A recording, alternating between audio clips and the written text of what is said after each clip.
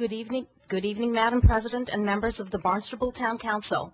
Last week, you may recall that I expressed concern over the quality of hateful blogging posted on a number of websites, including 7 Villages.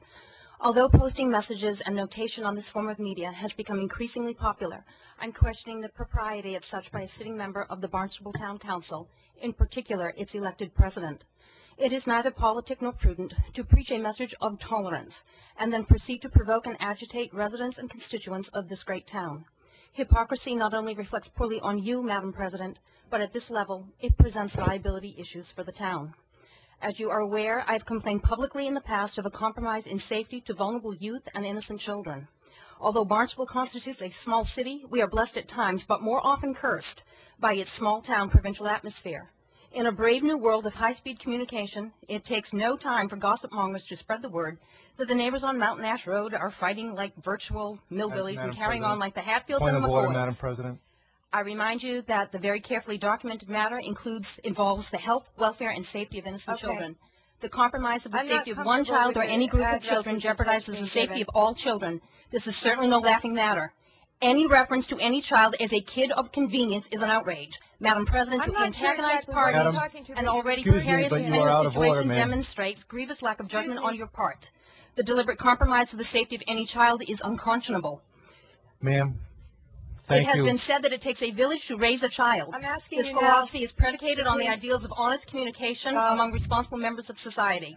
Robert Frost wrote that good fences make good neighbors. I'm sorry. Thank you. No wonder you've been called out of order. Thank you. Voters are changing the district lines to get out of your precinct. Insert a twist on the famous. Thank you very much. Ronald Reagan, Madam President, tear down this website. Anybody else like to speak at public comment?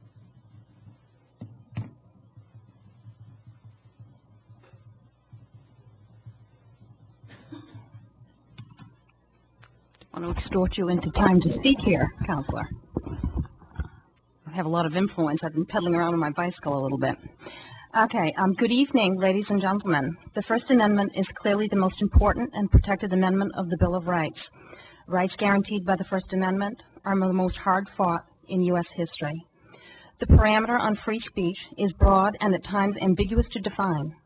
Historically, there have been efforts to limit or curb free speech. That limit concerns the principle of clear and present danger.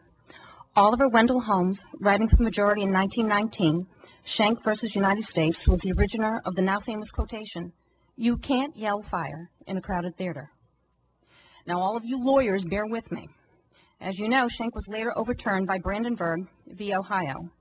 The definition on the limitation of free speech includes a limit or ban on speech only when directed to incite imminent and lawless action.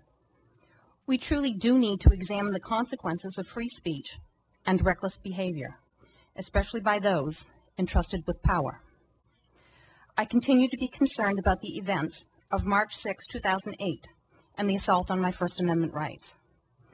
I'm definitely yelling fire. We truly do live in a brave new world of high-speed communication and mass media.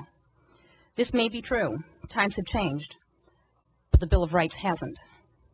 For instance, Evan Thomas, writing for Newsweek magazine, has referenced modern-day McCarthyism in his discussion of outrageous websites, such as juicycampus.com. For those of you who have less internet access than I do, juicycampus.com is a popular network of websites that maliciously slanders, libels, and attacks students on college campuses. Apparently, this website has recently been forced off the internet for obvious reasons. As an aside, I read about the recent controversy in a printed copy of the Boston Globe. It was in the newspaper in black and white, the old-fashioned way. One does not have to reach for the Ivy League to appreciate the power of vitriolic and malicious speech. One only needs to sample the offerings on a number of websites in the community of Barnstable to realize the threat to the emotional health and well-being of all residents in Barnstable, and most importantly, its smallest constituents. 5 seconds, please. Once again, any reference to a child as a kid of convenience is an outrage. To mock John Julius and to refer to him as a ranting lunatic is also an outrage. To refer to Mr. Julius as the slime from the scum from the bottom of my shoe is also an outrage. Mary, that's enough. Thank you. Your time is up. Thank you. Your time is up. To question that Gary left his Boy Scout uniform is a compliment. All right, thank you so much. To suggest that Gary Lopez has mafia ties, I wish he did.